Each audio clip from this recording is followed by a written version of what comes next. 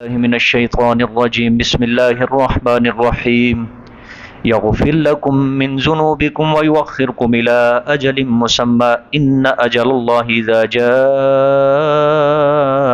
لا يؤخر لو كنتم تعلمون قال رب إني دعوت قومي ليلا ونهارا فلم يزدهم دعائي إلا فرارا وإني كلما دعوتهم لتغفر لهم جعلوا أصابعهم في آذانهم واستغشوا ثيابهم وأصروا واستكبروا استكبارا ثم إني دعوتهم جهارا ثم إني أعلنت لهم وأسررت لهم إسرارا فقلت استغفروا ربكم إنه كان غفارا يرسل السماء عليكم مدرارا ويمددكم بأموال وبنين ويجعل لكم جنات ويجعل لكم أنهارا ما لكم لا ترجون لله وقارا وقد خلقكم أطوارا ألم تروا كيف خلق الله سبع سماوات طباقا وجعل القمر فيهن نورا وجعل الشمس سراجا والله أنبتكم من الله نباتا ثم يعيدكم فيها ويخرجكم إخراجا والله جعل لكم الأرض بساطا لتسلكوا منها سبلا فجاجا قال نوح رب إنهم عصوني واتبعوا من لم يزده ماله وولده إلا خسارا ومكروا مكرا كبارا صدق الله العظيم.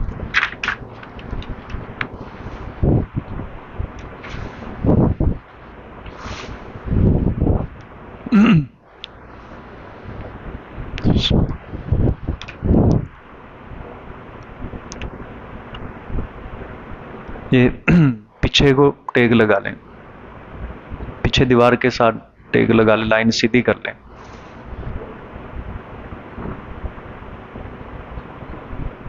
یہ کرسی نکال دو ادھر سے.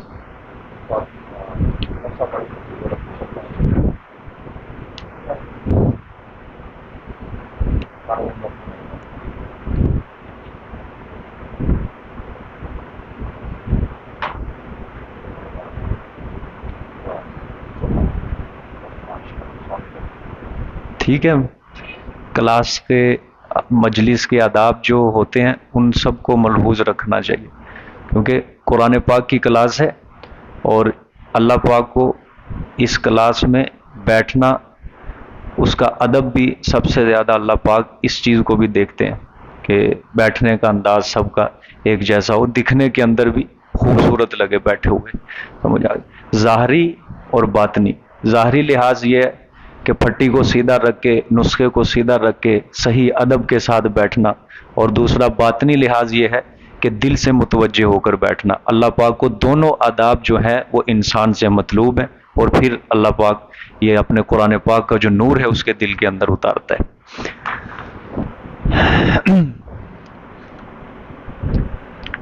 گزشتہ آیات میں حضرت نوح علیہ السلام کی تبلیغ کا اللہ نے ذکر کیا کہ انہوں نے اپنی قوم سے فرمایا کہ اے میری قوم، میں تمہیں ڈرانے کے لیے آیا ہوں، اور وہ یہ ہے کہ عبادتیں صرف اور صرف اللہ کی کرو، یعنی شرک نہ کرو، اور اسی اللہ سے ڈرو، اور فرما برداری اور اطاعت صرف میری کرو. اس کا فائدہ کیا ہوگا؟ اب یہ آیت نمبر 4 کے اندر آپ نے دیکھنا ہے اللہ پاک تمہیں کیا فائدہ دیں گے. یغفر لکم من ذنوبکم، تمہارے گناہ کو کیا کر دے گا؟ بخش دے گا. یعنی حالت کفر میں جو تم نے گناہ کیے، اسلام لانے کے بعد تمہارے گناہ کیا کر دیے جائیں گے؟ بخش دیے جائیں گے. پھر دوسرا فائدہ وَيُؤَخِّرُكُمْ إِلَىٰ أَجَلٍ مُّسَمًّى، اور ڈھیل دے گا تمہیں طرف ایک مقررہ مدت تک، ایک مقررہ مدت تک، یعنی موت تک.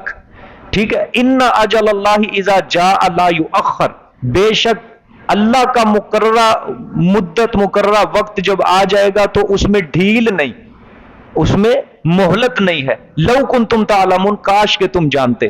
اس چیز کو سمجھنا ہے جی. اس آیت کو دیکھیں، یؤخرکم الی اجل مسمی، اس سے مراد ہے موت، کہ موت تک تمہیں کیا رکھے گا؟ باقی رکھے گا. ٹھیک ہے. آگے ان اجل اللہ اذا جاء لا یؤخر، اس سے مراد ہے اللہ کا عذاب. اس سے مراد کیا ہے؟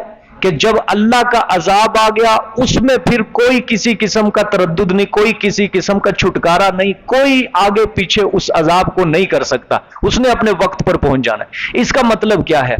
اللہ فرمانا چاہتے ہیں میرے پیغمبر ان سے فرما دو کہ اگر تم ایمان لے آئے تو جو مقررہ مدت پہ تمہیں موت آئے گی، مثال کے طور پہ اللہ نے کسی انسان کے لیے موت کا مقررہ وقت لکھ دیا کہ اس وقت پہ اس کو موت آنی ہے، اللہ نے فرمایا وَيُؤَخِّرُكُمْ إِلَىٰ أَجَلٍ مُّسَمًّى، جو تمہارا لکھا ہوا ہے اس وقت تمہیں کیا آئے گی؟ موت آئے گی، اگر تم ایمان قبول کر لیتے ہو مقررہ مدت پہ موت آئے گی، ٹھیک ہے؟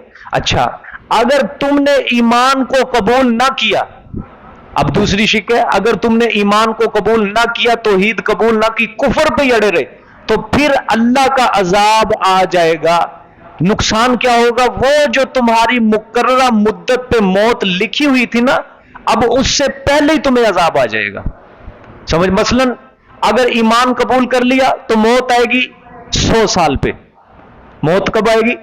اگر نہیں قبول کیا پھر آئے گا کیا؟ اللہ کا عذاب، پھر تمہیں موت آئے گی 60 سال کی عمر میں، ٹھیک ہے؟ اب دیکھو آیت دیکھنی ہے، وَيُؤَخِّرُكُمْ إِلَىٰ أَجَلٍ مُّسَمًّى، تمہارے گناہوں کو بخش دے گا اگر ایمان لے آئے، اور ڈھیل دے گا تمہیں ایک مقررہ مدت تک، یعنی موت تک جو تمہیں لکھا ہوا ہے تمہارا وقت، ٹھیک ہے؟ اگر نہیں لے کے آئے ایمان تو پھر ان اجل اللہ اذا جاء لا یؤخر، اللہ کا عذاب آ جائے گا پہلے ہی، مقررہ مدت سے پہلے ہی تم صفحہ ہستی سے نیست و نابود کر دیے جاؤ گے۔ سمجھ آ گئی جی بات؟ اچھا، اب یہاں پہ ایک بات سمجھنی ہے، اب یہاں پہ معلوم ہوتا ہے کہ عمر کی مدت مقررہ میں بھی بعض اوقات کوئی نہ کوئی شرط ہوتی ہے۔ مثلا کسی کی موت 80 سال کی عمر میں آنی ہے، اور اس میں شرط یہ ہے کہ اگر وہ انسان یہ شرط پوری کرے گا تو موت اس کو اس عمر میں ہی آنی ہے، یعنی 80 سال۔ اگر شرط پوری نہیں کرے گا تو موت اس کو پہلے آ جائے گی۔ مثلا اگر وہ اللہ کی نعمتوں کی شکر گزاری کرے گا اس کی عمر کو بڑھا دیا جائے گا، اگر ناشکری کرے گا اللہ کی نعمتوں کی تو اس کی عمر کیا کر دی جائے گی؟ کم کر دی جائے گی، ٹھیک ہے؟ اب یہاں پہ مفسرین نے ایک بڑی زبردست بحث چلائی ہے جو آپ کے سامنے میں ذکر کرنا چاہتا ہوں۔ انسان کی عمر میں کمی یا زیادتی کی بحث، انسان کی عمر میں کمی یا زیادتی کی بحث، اس کی تشریح جو کی ہے سب سے بہترین قسم کی تشریح قاضی ثناء اللہ پانی پتی رحمت اللہ علیہ، انہوں نے تفسیر لکھی، تفسیر مظہری، عربی کے اندر ہے، بڑی زبردست تفسیر ہے۔ سب سے آسان مفہوم انہوں نے اس آیت کا یہ لکھا، سب سے پہلے تمہید سمجھو، اللہ نے جو تقدیر لکھی ہے انسان کے متعلق، تو اس تقدیر کی دو قسمیں ہیں، ایک تقدیر مبرم ہے، ایک تقدیر معلق ہے، ایک تقدیر مبرم ہے، ایک تقدیر معلق ہے۔ تقدیر مبرم کہتے ہیں قطعی فیصلہ، اللہ کا قطعی فیصلہ۔ مثلا انسان کے لیے اللہ نے موت کو لکھ دیا، کوئی انسان موت سے پاک ہے؟ یہ قطعی فیصلہ ہے۔ اچھا، اللہ نے انسان کو رزق دینا ہی دینا ہے، یہ اللہ کا کیا ہے؟ قطعی فیصلہ۔ کسی انسان کے لیے، بلکہ انسان ہی نہیں، صرف ہر جاندار کے لیے، زیرو چیز کے لیے اللہ نے رزق کا فیصلہ لکھا ہو، اب یہ قطعی اللہ پاک کا حکم ہے کہ رزق میں نے دینا ہی دینا۔ اچھا، دوسری چیز اب تقدیر معلق، یہ بحث یہ چوتھی پانچویں والے بچے جو ہوتے ہیں نا کلاس کو، ان کی اسلامیات کے اندر بھی لکھا ہوتا ہے، لیکن وہاں بھی ان بچوں کو صحیح طریقے سے سمجھایا نہیں جاتا، سمجھایا اس انداز میں لکھا ہوتا ہے کہ بڑے ذہن کے اندر اشکالات اٹھتے ہیں۔ اب جو چیز میں آپ کو سمجھانے لگا ہوں یہ ذہن نشین کر لینا۔ تقدیر مبرم کا پتہ چل گیا، قطعی فیصلہ، موت قطعی فیصلہ ہے اللہ، اور اس کے بعد رزق اللہ تعالیٰ نے دینا ہی دینا۔ اب تقدیر معلق کہتے ہیں کسی چیز کے ساتھ کوئی چیز ملا دی جائے، اس کو ہم کہتے ہیں معلق کر دیا ہم نے، اس چیز کو اس کے ساتھ ملا دیا۔ تقدیر معلق کہتے ہیں کہ اللہ تعالیٰ نے شرط رکھی ہو کہ اگر فلاں انسان فلاں کام کرے گا تو ہم اس کو یہ چیز اس کی بڑھا دیں گے۔ مثلا اگر کسی انسان نے یہ کام کیا تو ہم اس کی موت کو مؤخر کریں گے، اگر نہ کیا تو موت کو ہم مقدم پہلے آ جائے گی، اگر یہ کام کیا تو ہم رزق بڑھا دیں گے، اگر یہ نہ کیا رزق کیا ہو جائے گا؟ یہ معلق ہوتا ہے۔ یعنی موت تو لکھی ہے آنی آنی، اب اس کے اندر کمی یا زیادتی وہ انسان کے عمل کی وجہ سے ہے. اسی طرح رزق انسان کے لیے لکھا ہوا ہے، کم ہے زیادہ ہے اللہ نے شرط رکھ دی ہے، اس کو کہتے ہیں معلق. اس کو قرآن نے بھی قرآن پاک میں ذکر کیا. اللہ پاک نے یمحو اللہ ما یشاء ویثبت، کہ اللہ تعالیٰ جو چاہے مٹا دیتا ہے اور جس چیز کو چاہے ثابت رکھتا ہے. وعنده ام الکتاب، اور اصل کتاب اللہ ہی کے پاس ہے. ام الکتاب سے مراد لوح محفوظ. اصل جو تقدیر کا فیصلہ لکھا وہ اللہ کے پاس ہے. ہاں اللہ اس میں سے فیصلہ کوئی مٹانا چاہے یا ثابت رکھنا چاہے، اللہ پاک کی مرضی ہے. سمجھ آ گئی ہے کہ نہیں؟ اب سمجھو، اب میں حدیث آپ کے سامنے پیش کرنے لگا ہوں، انشاءاللہ آپ کو اور زیادہ مفہوم نکھر کے سامنے آئے گا. حدیث ہے آپ صلی اللہ علیہ وسلم کی، حضرت سلمان فارسی رضی اللہ تعالیٰ عنہ بیان فرماتے ہیں کہ آپ صلی اللہ علیہ وسلم نے فرمایا کہ اللہ کی تقدیر کو کوئی چیز نہیں بدل سکتی سوائے دعا کے، کہ دعا کیا ہو جاتی ہے تقدیر کو بدل دیتی ہے. اور دوسری اسی کے اندر آپ صلی اللہ علیہ وسلم نے یہ بات بیان فرمائی کہ والدین کی اطاعت کرنے سے انسان کی عمر میں اضافہ ہو جاتا ہے. بس اب دیکھو، اللہ پاک نے موت تو رکھی ہے، موت قطعی فیصلہ آنی چاہے 60 سال کی عمر میں آ جائے، 80 کی عمر میں آ جائے، 100 میں آ جائے، 120 200 1000 سال بھی رہے، موت اس کو آنی. لیکن جو موت کی کمی یا زیادتی، اس کی مدت کی کمی یا زیادتی میں فرق آ رہا ہے، وہ انسان کے عمل کی وجہ سے آ رہا ہے. مثلا والدین کی جو بندہ نہیں فرما برداری کرے گا، نافرمانی کرتا جائے گا، اس انسان کی عمر کو کیا کیا جائے گا؟ کم کر دیا جائے گا. اور جو انسان اپنے والدین کی فرما برداری کرے گا، اس کی موت کے اندر ڈھیل مہلت زیادہ دے دی جائے گی، یعنی اس کی عمر کی مدت کو بڑھا دیا جائے گا. بات سمجھ میں آ رہی ہے کہ نہیں؟ تقدیر مبرم کہتے ہیں اللہ تعالیٰ کی قطعی فیصلہ، اور تقدیر معلق کہتے ہیں کسی شرط کے ساتھ اس کو معلق کیا جائے. اب یہاں پہ بھی وہی چیز بیان کی گئی ہے. دیکھو اللہ پاک نے فرمایا، میرے پیغمبر فرما دو، ایمان لاؤ گے تو مدت عمر کو بڑھا دیا جائے گا، اگر نہیں لاؤ گے تو اللہ کا عذاب آ جائے گا. تو اس کے اندر تاخیر نہیں، مدت عمر جو لکھی اس سے بھی پہلے تمہیں کیا کر دیا جائے گا؟ ختم کر دیا جائے گا. ٹھیک ہے، لو کنتم تعلمون، کاش کہ تم جان لیتے. ٹھیک ہو گیا؟ ہاں. لیکن پھر بھی اللہ پاک کا قطعی فیصلہ ہے، چاہے بڑھا دیا جائے کم کر دیا جائے، موت آنی ہی آنی ہے. یہ مبرم ہے تقدیر. سمجھ آ گئی ہے جی؟ ہاں یہ ہوتا ہے حضرت، یہ ماننی پڑے گی آپ کو چیز. آپ صلی اللہ علیہ وسلم نے وظائف بتائے، رزق کے اندر زیادتی کے وظائف بتائے ہیں، دعائیں قبول ہونے کے وظائف بتائے ہیں، انسان کو مصیبت سے بچانے کے وظائف بتائے ہیں. سمجھ، بعض اوقات انسان کے اوپر اللہ کی طرف سے مصیبت لکھی ہوئی ہوتی ہے، انسان وظیفہ کرتا ہے، وہ اللہ پاک مصیبت کو کیا کر دیتے ہیں؟ ٹال دیتے ہیں، ختم کر دیتے ہیں. کیا ہے؟ انسان کے عمل کی وجہ سے وہ تقدیر میں جو لکھا ہوا تھا یمحو اللہ ما یشاء، اللہ نے مٹا دیا. آپ یہی لے لو، نماز جو بندہ پڑھے گا وہ کہاں جائے گا؟ نہیں پڑھے گا کہاں جائے گا؟ جہنم. یہ ہے تقدیر معلق، یہ مبرم نہیں. ہاں تقدیر مبرم اس کو کہیں گے کہ اللہ کا قطعی فیصلہ ہے، جو نہیں پڑھے گا جہنم میں، جو پڑھے گا جنت میں. اب معلق وہ انسان کرے گا، اگر انسان پڑھے گا تو جنت کمائے گا، نہیں پڑھے گا تو جہنم کمائے گا.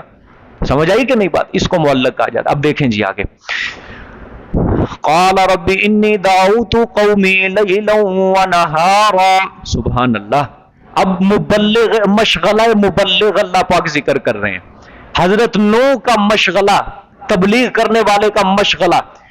حضرت نوح علیہ السلام نے فرمایا، ربی اے میرے پروردگار، انی دعوت، بے شک میں نے دعوت دی توحید کی، قومی اپنی قوم کو، لیلا و نہارا رات اور دن. اللہ اکبر. یعنی اللہ میں نے دن رات ان کو تیری توحید کی دعوت میں ایک کر دیا. دن کو بھی دعوت دی ہے اور رات کو بھی دعوت دی ہے.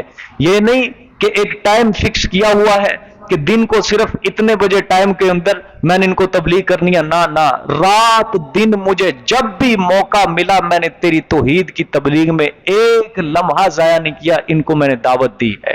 سبحان اللہ. شاید اس جملے کی آپ کے دل میں ابھی قدر نہیں آئی، کیونکہ جب تک مثال سے کسی چیز کو واضح نہ کیا جائے تب تک پتہ نہیں چلتا، مسئلہ نہیں کھلتا. ٹھیک ہے، آج کل پیسے کا دور ہے، ہر کسی نے سمجھا ہوا پیسہ خدا ہے، دنیا جو ہے خدا ہے، دنیا کما لو تو عزت حاصل ہو جائے گی، نہیں کماؤ گے تو ذلیل و رسوا ہو جاؤ گے۔ جو انسان اپنے فن سے محبت کرتا ہے وہ اپنے فن میں دن رات لگا دیتا ہے، ٹھیک ہے؟ کوئی بزنس مین ہے، کوئی بینک کے اندر ملازم ہے، کسی کو اسائنمنٹ مل گئی ہے پر کرنے کے لیے، وہ دن رات کیا کر رہا ہے؟ ایک کر رہا ہے۔ کسان کو دیکھ لو، کھیتی باڑی کرتا ہے، وہ کھیتی باڑی کرنے کے اندر دن رات ایک کر دیتا ہے۔ اس سے جا کے کسی بھی ماہر فن سے جا کے پوچھ لو آپ کیا کر رہے ہیں، تو وہ یہی کہے گا آپ کو کہ بھئی میں نے اپنے کاروبار چلانے میں دن رات ایک کر دیا ہے۔ یعنی ہر وقت اس کا ذہن کس کی طرف مستحضر ہے؟ اپنے کاروبار کی طرف مستحضر ہے۔ چونکہ اللہ کا نبی، میں نے اس دن بھی آپ کو کہا تھا، وہ دنیا کے لیے نہیں آتا، وہ روح کی ترقی کے لیے آتا ہے، وہ دین کے لیے آتا ہے۔ اس لیے حضرت نوح علیہ السلام کا مشغلہ صرف اور صرف کیا تھا؟ توحید کی تبلیغ کرنا، اللہ کو راضی کرنا، لوگوں کو ہدایت کے رستے پر چلانا۔ اس لیے حضرت نوح علیہ السلام نے فرمایا کہ اللہ، دن رات میرے ذہن کے اندر صرف تیری توحید کی تبلیغ کا ہی مشغلہ ہے، میں نے رات دن ایک کر دیا تیری توحید کی دعوت دینے کے اندر، میں نے کوئی کسر نہیں چھوڑی ہے۔ اب سمجھ آئیے کہ نہیں آئی؟ ہاں، یہ بڑی بات ہے حضرت صاحب، بڑی بات ہے، سمجھ آ گئی ہے؟ یہاں پہ مولوی صاحب آدھا گھنٹہ بیان کر کے کہتے ہیں میں تھک گیا، اور لوگ سن کے کہتے ہیں بڑا لمبا مدت ہو گئی، بڑی لمبا دورانیہ ہو گیا، سمجھ آئی؟ لیکن حضرت صاحب دیکھو، اور یہ سورت نو میں نے کہا ہے شروع لفظ سے لے کر آخر لفظ تک صرف حضرت نو کا واقعہ اللہ نے ذکر کیا ہے۔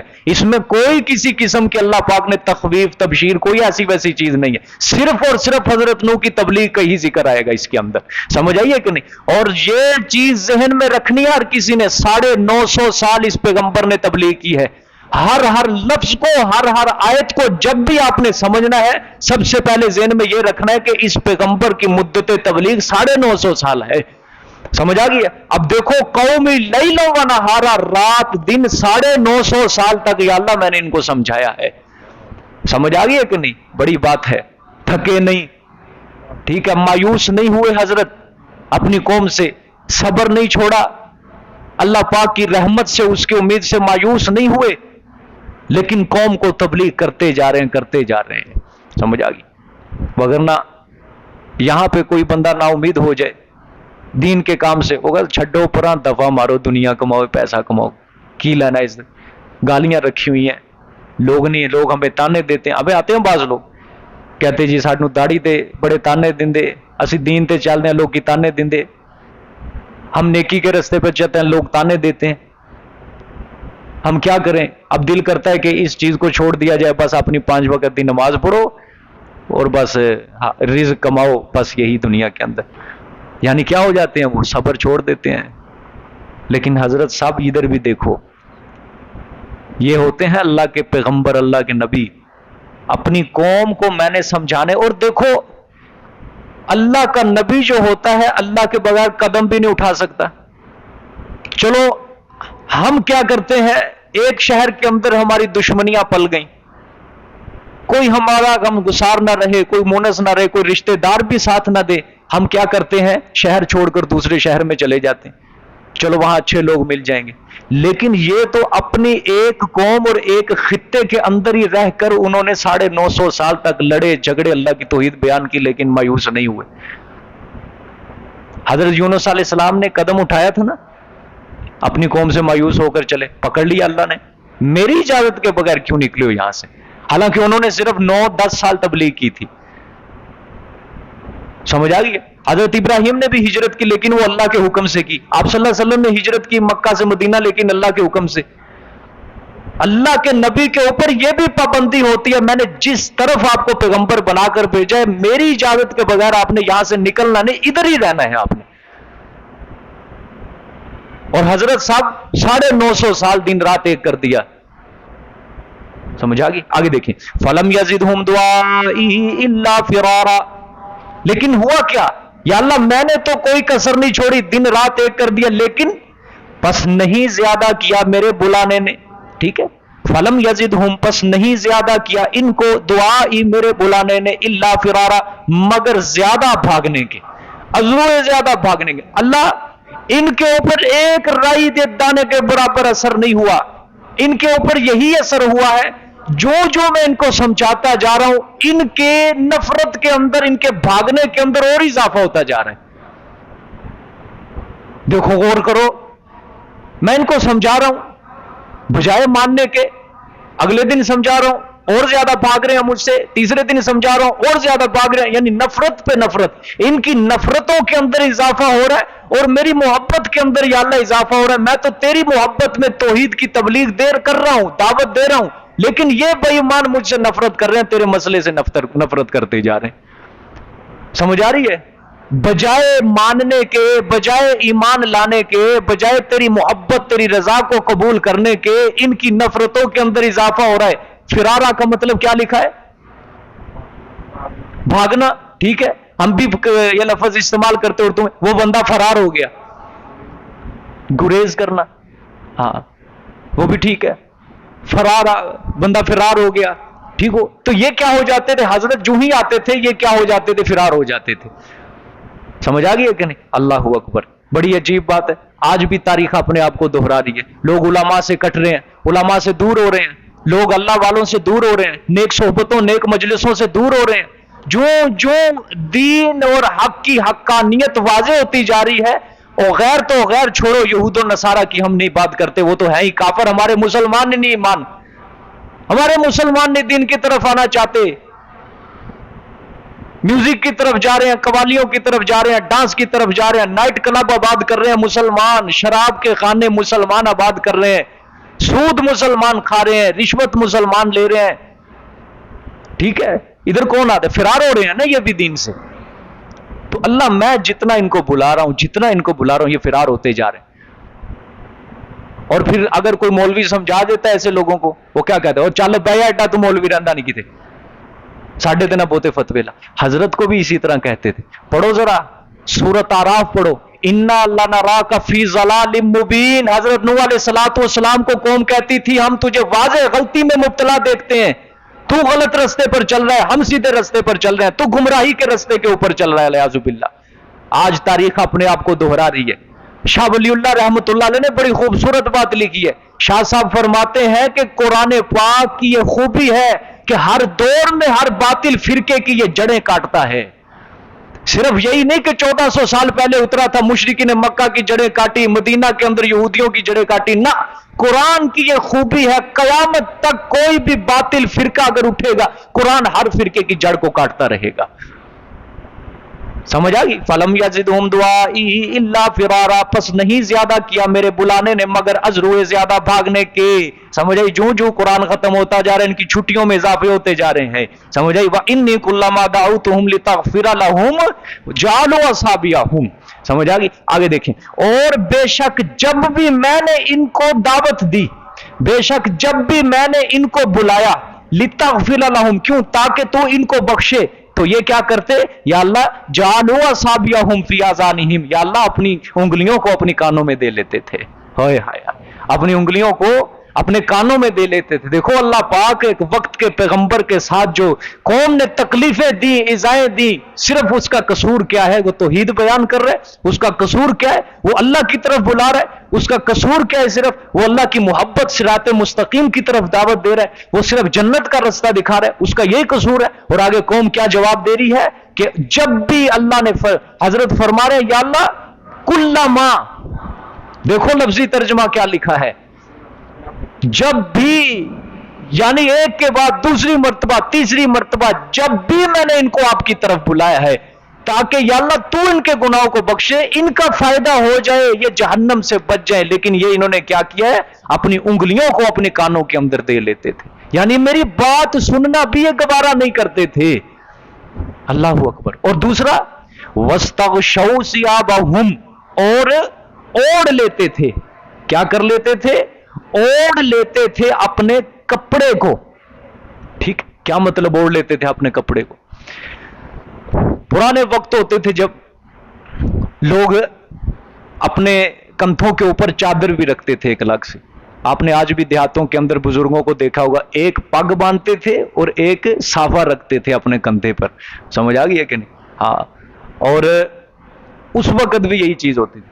اب وہ چادر پکڑتے جب دیکھا نا حضرت نوح علیہ السلام آ رہے ہیں، انہوں نے پکڑی چادر اور اپنے منہ کے اوپر اس طرح رکھ لی انہوں نے. مقصد کیا ہوتا تھا؟ دو چیزیں بیان کی ہیں حضرت نے. حضرت نے فرمایا کہ یا اللہ اپنی انگلیوں کو کانوں میں دیتے. وجہ حضرت کہتے ود سوا یغوث یعوق نصر، جن کی تم عبادت کرتے ہو یہ کچھ نہیں کر سکتے، یہ برکتیں دینے والے نہیں ہیں، یہ معبود نہیں ہے، ان کی عبادت نہ کرو. عبادت صرف کس کی کرو؟ وہ کہتے تھے ہمارے معبودوں کی توہین کرتا ہے یہ. اس لیے جب بھی حضرت ان کی طرف آتے تھے تبلیغ کرنے کے لیے، یہ سمجھتے تھے ہمارے معبودوں کی ہوگی توہین، اور اگر ہم نے اپنے معبودوں کی توہین سنی تو ہمارے معبود ہمارے اوپر پھٹکار ڈالیں گے، اس لیے انگلیاں کانوں میں دے لیتے تھے یہ. ٹھیک ہے. اور دوسری بات یہ کہتے تھے کہ جو بندہ ہمارے معبودوں کی بزرگوں کی توہین کر رہے ہیں اس بندے کو دیکھنا بھی ہم گوارا نہیں کرتے. تو یہ جو نوح ہے یہ ہمارے بزرگوں کی کیا کر رہا ہے؟ توہین کر رہا ہے، گستاخی کر رہا ہے. لہذا ایسے بندے کے اوپر ہماری نظر بھی نہیں پڑنی چاہیے. یہ اپنے چہرے کو کیا کر لیتے تھے؟ ڈھانپ لیتے تھے. حضرت اللہ کو بتا رہے ہیں کہ یا اللہ یہ مجھ سے اس طرح کر رہے ہیں، تو میری عادات سے واقف ہے، میں نے تو کوئی کسر نہیں چھوڑی، میں نے تو دن رات ایک کر دیا. وَأَصَرُّوا وَاسْتَكْبَرُوا اسْتِكْبَارًا، اور زیادہ ضد کی انہوں نے. کیا کی؟ ضد کی. کس کے اوپر؟ شرک کے اوپر. ضد کر رہے ہیں، اناد کر رہے ہیں. وَاسْتَكْبَرُوا اسْتِكْبَارًا، اور تکبر کیا انہوں نے. تکبر کرنا. ٹھیک. یا اللہ تکبر کر رہے ہیں، یہی سب سے بڑی جڑ ہے نا تکبر. کیا خیال ہے جی؟ یہی انسان کو نیکی کے رستے پر نہیں آنے دیتی. یہ میں تکبر کس کو کہتے ہیں؟ میں، جس کو ہم عربی میں بھی کہتے ہیں انا. اس کے دل میں انا ہے، یعنی مطلب میں رکھی ہوئی ہے. ٹھیک ہو گیا. انا دیکھو یہ اللہ ہی کو سجدتی ہے. میں آپ کو بار بار کہتا ہوں میں صرف اللہ کو سجدتی ہے، تکبر صرف اللہ کو سجدتا ہے. ایک بہت بڑے اللہ والے تھے، چند سال پہلے کی بات ہے، تو واضح و نصیحت کر رہے تھے. مجلس سے کسی نے اٹھ کے سوال کیا، ایسے ہی بیٹھے بیٹھے سوال کر دیا کہ حضرت صاحب جہنم میں انسان کو کون سی چیز لے کر جائے گی؟ جہنم میں انسان کو کون سی چیز لے کر جانے والی ہے؟ تو وہ جو بیٹھے ہوئے تھے بیان کر رہے تھے، واز کر رہے تھے، انہوں نے کہا یہ سوال کس نے کیا ہے؟ تو ایک ساتھی کھڑے ہو کے کہ ماشاءاللہ، اس نے تو سمجھا کہ یہ میرا سوال بڑا پسند آیا، میں نے بڑا سوال کر دیا، جواب نہیں آئے گا.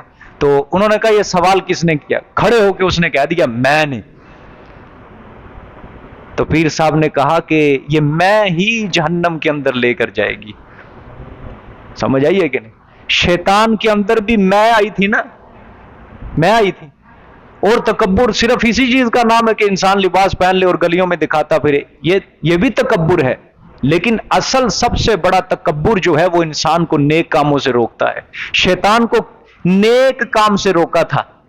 اللہ نے قرآن میں فرمایا وَاسْتَكْبَرُوا اسْتِكْبَارًا وَأَبَىٰ وَاسْتَكْبَرَ، انکار بھی کیا اللہ کے حکم کا اور تکبر بھی کیا. اللہ نے کہا سجدہ کر، اس نے کہا نہیں کرتا. اللہ نے کہا کیوں نہیں کرتا؟ اس نے کہا میں آگ سے بنا ہوں، یہ مٹی سے بنا ہے. دلیل اپنی عقل کے اوپر دے رہا ہے. اللہ نے فرمایا تیری عقل جو ہے وہ میرے حکم کے آگے نہیں چلے گی، میرا حکم تیری عقل سے بڑا ہے.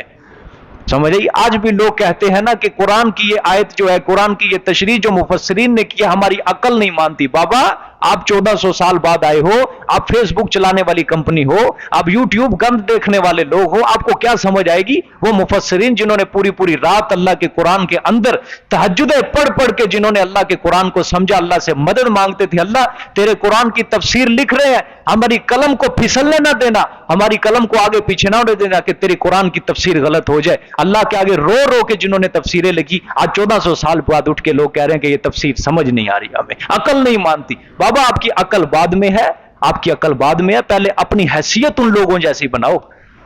سمجھ آئی ہے؟ جس طرح وہ لوگ تھے جنہوں نے اللہ کے آگے رو رو کے سجدے کر کر کے، جنہوں نے باتیں کر کر کے اللہ کے دین کا کام کیا، پہلے ان جیسی حیثیت بناؤ پھر تنقید کرنا، اور انشاءاللہ قیامت تک تم ان جیسی حیثیت نہیں بنا سکو گے. سمجھ آ گئی ہے کہ نہیں؟ ہاں دیکھیں جی آگے. ثم انی دعوتہم جہارا، اللہ اکبر. فرمایا مگر باوجود اس تکبر کے بس نہیں کی، باوجود اس تکبر کے انہوں نے بس سے نہیں کی. ثم انی دعوتہم، پھر بھی بے شک بلاتا رہا میں ان کو برملا، یعنی ربا میری بس نہیں ہوئی اور ان کے تکبر کی بھی بس نہیں ہوئی، میں تو پھر بھی ان کو کیا کرتا رہا؟ بلاتا رہا. جہارن، जहर से है, जहर का मतलब बुलंद, यानी बरमला अलल ऐलान, कोई खौफ नहीं, कोई डर नहीं, बुलाता रहा उनको। सुम्मा इन्नी आलनतु लहुम असररतु लहुम इसरारा, फिर बेशक मैंने जाहिर करके बयान किया उनको, आलनतु ऐलान से, समझिए, जाहिर करके उनको बयान किया, व असररतु लहुम इसरारा, और मैंने छुप कर बयान किया उनको चुपके से, इसरारा चुपके से, यानी सिर्री चीज जिसको कहते हैं, छुपी हुई चीज, समझ आ गई। मसलन इमाम जो जिन नमाजों में किरत करता है ऊंची, उसको हम कहते हैं जहरी नमाज, और जिन नमाजों में चुपके से यानी ऊंची आवाज से किरत नहीं करता, हम कहते हैं सिर्री नमाज, समझ आ गई, उसी से है। अल्लाहु अकबर। आगे भी देखो, फकुल तुस्तगफिरू रब्बकुम, पस मैंने कहा बख्श देगा तुम्हारा रब, इन्नहु काना गफ्फारा, बेशक वो बहुत ज्यादा बख्शने वाला है। देखो हजरत फरमा रहे, या अल्लाह, फर्दन फर्दन भी दावत दी, एलानिया दावत दी, इज्तिमाई दावत दी, इनकी शादियों में जाके, इनके मरने पे जाके तेरी तौहीद की दावत दी, इनको यहां तक कह दिया अल्लाह तुम्हें बख्श देगा, और अल्लाह तुम्हें बख्श देगा, अल्लाह बख्शने वाला है, लेकिन रब्बा इन्होंने नहीं मानी मेरी एक भी, समझ आ गई। 950 साल में यार 80 बंदे ईमान लेके आए हैं, सिर्फ 80 बंदे, बस, समझ आ गई। ये बहुत बड़ा सब्र था हजरत के लिए, बहुत बड़ा सब्र था। अल्लाह पाक ने कहीं हजरत नूह की नमाज का जिक्र नहीं किया कुरान पाक में, कहीं रोजे का जिक्र नहीं है, कहीं हज का जिक्र नहीं है, कहीं जिहाद का जिक्र नहीं, कहीं सदका खैरात, तुम्हें जहां मिलेगा 950 साल इस बंदे ने तबलीग की, सिर्फ यही जिक्र मिलेगा कि 950 साल मेरे नूह ने हर वक्त यही सदा लगाई, ला इलाहा इल्लल्लाह, अल्लाह के सिवा कोई माबूद नहीं है। और हजरत फरमा रहे, रात दिन रब्बा यही 4 लफ्ज मैंने इनको बताए हैं, लेकिन इनको मैंने बड़ा समझाया, इस्तिगफार करो तुम्हारा रब तुम्हें बख्श देगा, लेकिन इन्होंने एक नहीं मानी मेरी, समझ आ गई कि अल्लाह अकबर। बस जब बंदे की किस्मत खराब हो, जब बंदे की किस्मत ही मरी हुई हो, खराब हो, उसके साथ फिर यही होता है, समझ आइए। हजरत अब्दुल्ला इब्ने अब्बास रजी अल्लाह ताला अन्हुमा सहाबी रसूल मुफस्सिर कुरान फरमाते हैं, हजरत नूह अलैहिस्सलातु वस्सलाम को 40 साल की उम्र में अल्लाह पाक ने नबूवत अता की। कितने साल की उम्र में? 40। हर पैगंबर को 40 साल की उम्र में मिलती है नबूवत, समझ आ गई। और कुल उम्र इनकी थी 1050 साल, कुल उम्र 1050 साल। इस पूरी उम्र में हजरत ने कभी भी अपनी कोशिश को नहीं छोड़ा। 950 साल तबलीग की पूरी उम्र में अपनी कोशिश को नहीं छोड़ा कभी भी वो अल्लाह से मायूस नहीं हुए। कौम की तरफ से तरह तरह की इज़ाएं हजरत को पहुंचाएंगी, लेकिन हजरत ने हार नहीं मानी। बिल आखिर अल्लाह पाक का जब तक अजाब नहीं आ गया, हजरत ने अपनी तबलीग को जारी रखा है। पता नहीं है लोगों को ऐसे वाकयात का, कौन सुनाए कौम को कि दीन जो है वो हम तक आसानी से नहीं पहुंचा। इसके लिए बड़े बड़े खून बहे, बड़ी बड़ी शहादतें, बड़ी बड़ी कुर्बानियां, समझ आई। आज तो क्लब आबाद हैं, बुराई के अड्डे आबाद हैं, लेकिन अगर तुम्हें सुनसान नजर आएंगे, गैर आबाद नजर आएंगी, तो खुदा के घर नजर आएंगे। जिक्र खानकाहें तुम्हें गैर आबाद नजर आएंगी, लेकिन इनको नहीं पता मुसलमानों को कि हम तक ये दीन, जिसकी हम इतनी नाशुक्री कर रहे हैं, इतनी नाशुक्री कर रहे हैं, कि हम तक दीन किस तरह पहुंचा। और कुरान समझने के लिए, पढ़ने के लिए हमारे पास टाइम नहीं है जी, समझ आई। बस इनको ये है, मुहर्रम आ जाए उसकी मुबारकबाद दे दो, रबीउल अव्वल चढ़ जाए बस मुबारकबाद दे दो लोगों को, खुशियों का महीना आ गया, सरकार दी विलादत का महीना आ गया, बस ये इनको शौक है, बस और कोई नहीं है। पैगंबर की सुन्नत क्या है, पैगंबर किस रास्ते पे चले, कौन सा रास्ता दे के गए, उससे कोई सर्वकार नहीं। सुन्नतों का इनको बताओ, बेईमानों को एक सुन्नत पे अमल करने के लिए तैयार नहीं होंगे। ये मम्मी डैडी मुसलमान जो आज फिर रहे हैं, ये बर्थडे बनाने वाली कौम, ये एनिवर्सरी मनाने वाली कौम है, ये जो समझ आ गई, ये यहूद और नसारा के रक्षे कदम पर चलने वाली जो कौम है, इनका इस्लाम से ताल्लुक नहीं है, ये सिर्फ जुबान के दावे कर रहे हैं, समझ आ गई। अल्लाहू अकबर। कुरान अगर कोई समझाने वाला हो, आला हुकूमती सतह के ऊपर जो रोजाना न्यूज चैनल के ऊपर उसका दर्द सुना जाए, सही हक बयान करने वाला हो, तो इंशाअल्लाहुल अजीज उसकी जुबान से ये बात निकलने में वो कभी झिझकेगा नहीं कि आज मुसलमान जिस रास्ते पर चल रहा है, यही नहीं, ये रास्ता मदीना के मुनाफिकों का रास्ता था, ये बताएगा वो। हाँ, अगर कोई हुआ डंडी मार, वो यही कहेगा माशाल्लाह सरकार का महीना आ गया, मुसलमान खुशियां मना रहे, इनसे बड़ा जन्नती है ही कोई नहीं। محرم آ گیا، غم حسین 10 دن وقف کر دیے، سبحان اللہ۔ ان سے بڑا کوئی نواز رسول کا عاشق ہے ہی نہیں، ان سے بڑا جنتی ہے ہی نہیں، بس مسلمان اس پہ خوش ہیں۔ میں نے کہا نا، آج مسلمان صرف یہ چاہتا ہے کہ دین میری خواہش کے مطابق ہو، میں دین کی خواہش کے مطابق نہ بنوں۔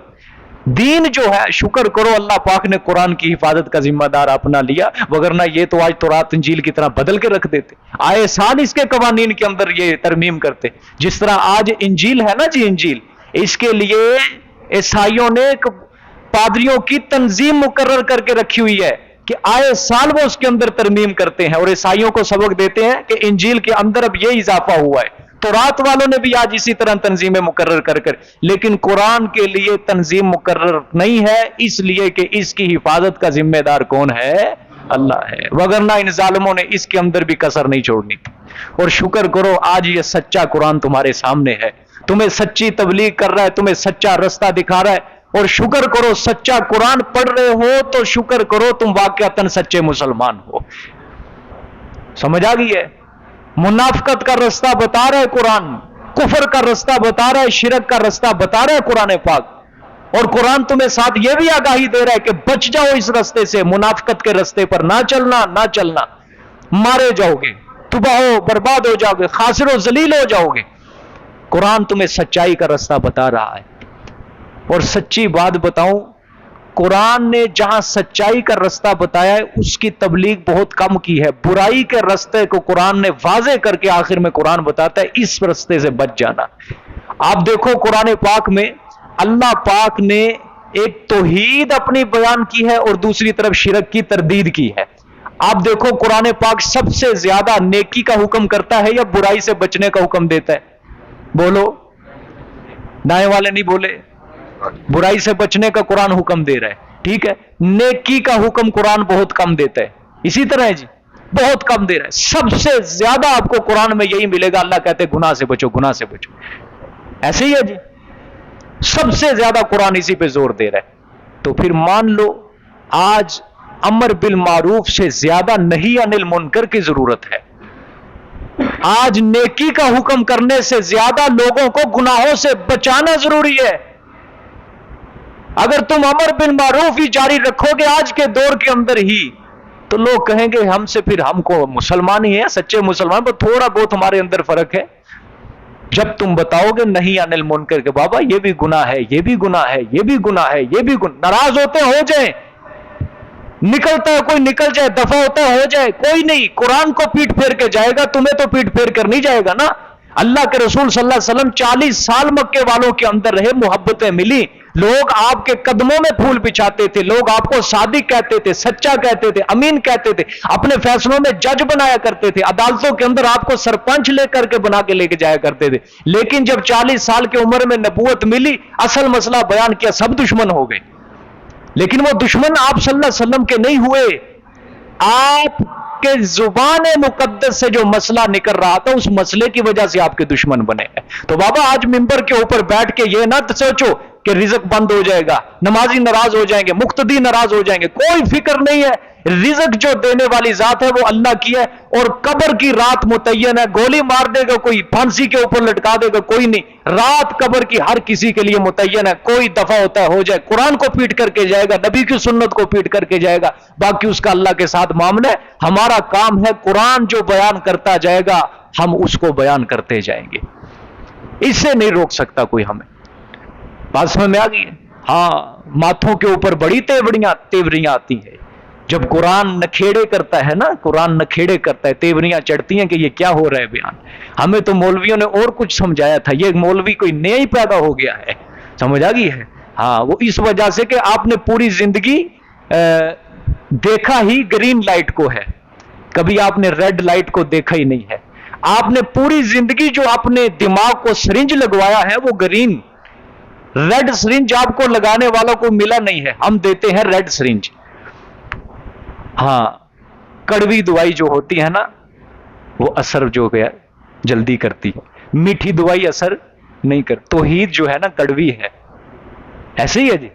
ہمارے شیخ القرآن فرماتے تھے توحید ایسا مسئلہ ہے، اللہ کا ایسا مسئلہ ہے، پہلی بات تو یہ ہے کہ یہ ہضم نہیں ہوتا، ٹھیک ہے، ایسا کڑوا مسئلہ ہے کہ اس سے کڑوی چیز دنیا میں اللہ نے رکھی ہی نہیں، اور جس کے دل میں بیٹھ جائے پھر اس کو توحید سے میٹھی چیز اور لگتی ہی کوئی نہیں۔ ایسا مسئلہ ہے یہ توحید۔ قرآن توحید بیان کر رہا ہے، ہر وقت قرآن ہر آیت میں کہہ رہا ہے اللہ اللہ، بس اللہ، نظام اللہ، کائنات اللہ کی بس۔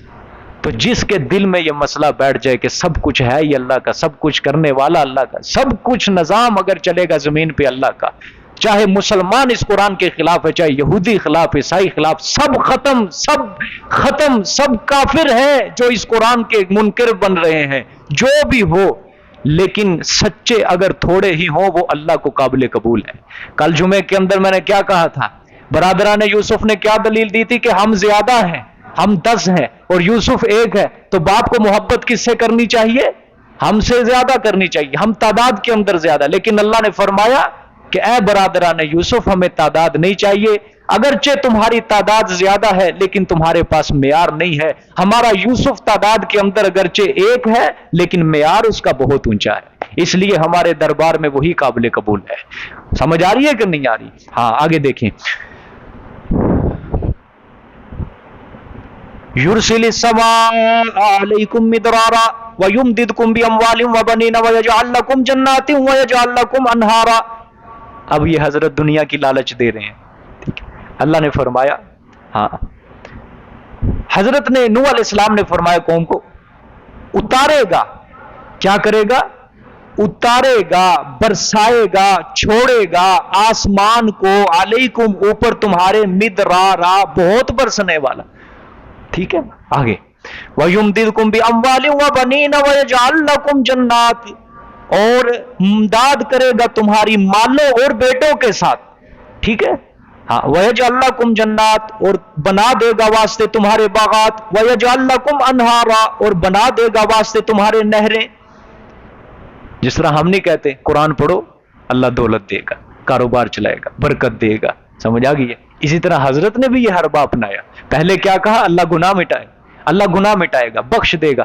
ان کو نہیں سمجھ آئی، انہوں نے کہا یہ کون سی بات، معبود ہے ہمارے، کوئی مسئلہ نہیں۔ اللہ نے قحط سالی برسائی قوم نوح کے اوپر، بارش بند کر دی، پریشان ہو گئے سارے، اب کیا بنے گا؟ تو حضرت نے فرمایا توحید مان لو اللہ بارش کو برسا دے گا، توحید مان لو اللہ تمہارے کاروبار میں اضافہ کرے گا، تمہارے مال جانوں میں اللہ اضافہ کرے گا، سمجھ آ گئی؟ حضرت نے یہ بھی کہا، اور کہا کہ باغات تمہارے کیا ہو جائیں گے؟ سرسبز ہو جائیں گے، اور کہا کہ نہریں بھی تمہارے لیے بنا دے گا، جو آج نہریں سوکھ پڑی ہیں تمہاری اللہ سب کو جاری کر دے گا، سمجھ آ گئی؟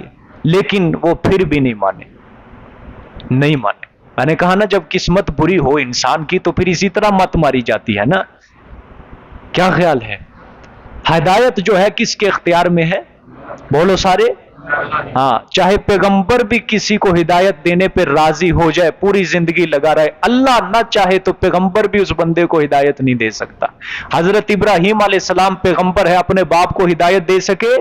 نہیں دے سکے۔ آپ صلی اللہ علیہ وسلم آخری پیغمبر ہے، خاتم النبیین ہے، امام الانبیاء ہے، ساقی کوثر، شافع معاشر، شفیع المذنبین، کائنات کا دولہ، مقام محمود کا سردار ہے، لیکن پوری زندگی لگے رہے چچا کو ہدایت مل جائے، ابو طالب کو ہدایت مل جائے، مل سکی؟ ہاں حضرت نوح علیہ السلام تو 950 سال انہوں نے تبلیغ کی ہے۔ جب کشتی کے اندر سوار ہیں، سامنے کون آ گیا؟ بیٹا آ گیا، اللہ اکبر۔ شفقت پدری نے جوش مارا، باپ کی محبت نے جوش مارا، کہا بیٹا کافروں میں سے نہ ہو جا، آ جا کشتی میں سوار ہو جا، پکا مسلمان بن جا۔ اس نے کہا نہ، سآوی الی جبل یعصمنی من الماء، ابا جان نہ، فکر نہ کریں، وہ پہاڑ مجھے بچائے گا، میں اس کے اوپر چڑھ جاؤں گا۔ حضرت نے فرمایا لا عاصم اليوم، یہ پہاڑ یہ آج نہیں بچائے گا، یہ آج جو پانی آ رہا ہے نا، یہ عذاب آ رہا ہے، آج بچے گا وہی جس کے اوپر اللہ رحمت کرے گا، یہ پہاڑ نہیں بچائے گا آج کسی کو۔ بس باپ اور بیٹے کے درمیان یہ گفتگو ہو رہی تھی، اللہ نے سورۃ ہود میں فرمایا آئی ایک موج درمیان میں، اور باپ کے سامنے اللہ نے بیٹے کو غرق کر دیا۔ یہ ہے خدا، کسی کو نہیں دیکھتا۔ اپنی توحید کے معاملے میں ذرہ برابر بھی اللہ لچک نہیں رکھتے، چاہے پیغمبر 950 سال تبلیغ بیان کرے، اللہ نے نہیں دیکھا پیغمبر کے دل پہ کیا گزرے گی، نہیں دیکھا اللہ نے یہ دیکھا میری توحید کے مسئلے پہ آنچنا ہے۔ یہ اس کا بیٹا پیغمبر کا بیٹا جو تھا مشرک تھا، کافر تھا، میری توحید کا باغی تھا، غدار تھا۔ اللہ نے فرمایا پیغمبر کے سامنے اس کو غرق کروں گا تاکہ دنیا والوں کو پتا چل جائے کہ میری توحید کے مسئلے میں رشتہ داریاں، باپ بیٹا کوئی نسب نہیں چلتا، یہاں پہ چلتا ہے اخلاص۔ جو توحید میں زیادہ اخلاص رکھے گا وہ ہمارے نزدیک بلند ہوتا جائے گا۔ بات سمجھ میں آ گئی ہے جی؟ لیکن جب عذاب تھم گیا تو اللہ نے، حضرت نوح علیہ السلام نے دستے سوال دراز کیا، اللہ تو نے تو مجھ سے وعدہ کیا تھا کہ تیرے اہل کو بچاؤں گا، میرا بیٹا تو نے میری نظروں کے سامنے جدا کر دیا۔ اللہ نے فرمایا اے نوح انہ لیس من اہلک، تیرے اہل میں سے نہیں تھا تیرا بیٹا۔ کیوں؟ انہ عمل غیر صالح، اس کے عمل اچھے نہیں تھے، سگا بیٹا تھا حضرت کا۔ فرمایا تیرے اہل میں سے نہیں تھا، تیرے اہل میں وہ ہے جو تیری کشتی کے اندر سوار ہیں، تجھ پر ایمان لے کے آئے۔ سمجھ آئی ہے؟ تیرے اہل میں وہ ہے، اس کے عمل اچھے نہیں، تو موحد، تیرا مرتبہ کہاں، اور وہ مشرک، اس کا مرتبہ کہاں۔ لیکن جب اللہ نے یہ کہا، پھر آگے اللہ نے فرمایا تسألنی ما لیس لک بہ علم، اے نوح آئندہ مجھے ایسے سوال نہ کرنا جس کے پاس تیرا علم نہیں ہے۔ ایسا سخت اللہ نے جملہ فرمایا، بالکل آئندہ زبان نہیں کھولنی جس کا تیرے پاس علم نہیں ہے۔ حضرت 950 سال تبلیغ کی تھی، کچھ تو حق تھا، اللہ کچھ تو مان لیتے، لیکن توحید کے مسئلے میں لچک اللہ نے نہیں کی، کیونکہ قیامت تک آنے والا شاید کوئی مسلمان، کوئی کافر ہی ہوتا، کوئی مان لیتا، کوئی یہ نقطہ نکال لیتا، دیکھو اللہ نے بھی تو لچک کی ہے نا، اللہ نے بھی اپنے پیغمبر کی بات مانی۔ اللہ نے فرمایا اس میں ذرہ برابر لچک نہیں۔ جو ہی اللہ نے یہ فرمایا کہ سوال نہیں کرنا آئندہ، اگر سوال کیا تو تو خسارہ اٹھانے والوں میں سے ہو جائے گا۔ حضرت نوح نے جب اللہ کی یہ بات سنی ان کو اپنی پڑ گئی، اللہ اگر تو نے مجھے نہ بخشا، تو نے مجھے رحم نہ کیا مجھ پر، اللہ یہ سوال کر کے مجھ سے غلطی ہو گئی، مجھے بخش دے، میرے اوپر رحم کر دے، اگر تو نے مجھے نہ بخشا نہ رحم کیا ربا میں خسارہ اٹھانے والوں میں سے ہو جاؤں۔ اللہ اکبر، یہ خدا ہے، یہ خدا ہے، یہ خدا ہے۔ اپنے مسئلے میں، اپنی توحید کے مسئلے میں وہ اتنا غیرت مند ہے۔ پیغمبر کو پھر بیٹے کی نہیں پڑی، پیغمبر کو کس کی پڑ گئی؟ اپنی پڑ گئی، اپنی۔ ربا بس مجھے بخش دے، آئندہ نہیں تجھ سے کسی کے بارے میں سوال کروں گا۔ یہاں تو مر گئے لوگ رشتہ داریوں پیچھے جان لٹاتے ہیں، رشتہ داریوں پیچھے میرا ناک نہ کٹ جائے، ہر کسی کی زبان پر میرا خاندان، میرا خاندان، میرا خاندان، میرے رشتہ دار، میرے رشتہ دار۔ مر گئے، میرے رشتہ دار ناراض ہو جائیں گے، میرے رشتہ دار ناراض ہو جائیں گے۔ اللہ نے یہ سارے قرآن کے اندر نکھیڑے کر دیے، یہاں رشتے نہیں چلتے، یہاں باپ نہیں چلتا، یہاں بیٹا نہیں چلتا، یہاں صرف اور صرف مومن کا اخلاص چلتا ہے۔ سمجھ آ گئی جی؟ تو حضرت نے ان کو کیا کہا؟ اللہ برسائے گا آسمان سے، لیکن وہ نہیں مانے۔ حضرت عبداللہ ابن عباس سے منقول فرماتے ہیں کہ حضرت کو ان کی قوم اتنا مارتی تھی، اتنا مارتی تھی کہ حضرت بے ہوش ہو جاتے، قوم سمجھتی کہ یہ ختم ہو گیا۔ پھر حضرت نوح کو گلی سے اٹھاتے، کمبل میں لپیٹتے اور کسی مکان میں پھینک دیتے کہ ختم ہو گیا، بس موت آ گئی۔